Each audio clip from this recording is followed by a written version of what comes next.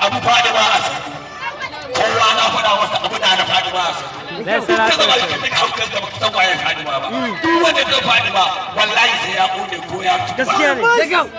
dan Allah yana fushi da fushinta yana fara da fadarta yana ci da ita sai da ce an da ce na Aisha Fadima ta fi kowa ta ce hajja na da Amina ce wallahi hajja ita to waye kai ɗan gidan uban waye kai annaba Adamu a gidan ce ke kalace idan Isa a dan yayi maula duwa a dan yayi maula idan ba ku san Fadima ba wallahi ku kiyaye kan ku je neman mukami ku zo ku kone a banza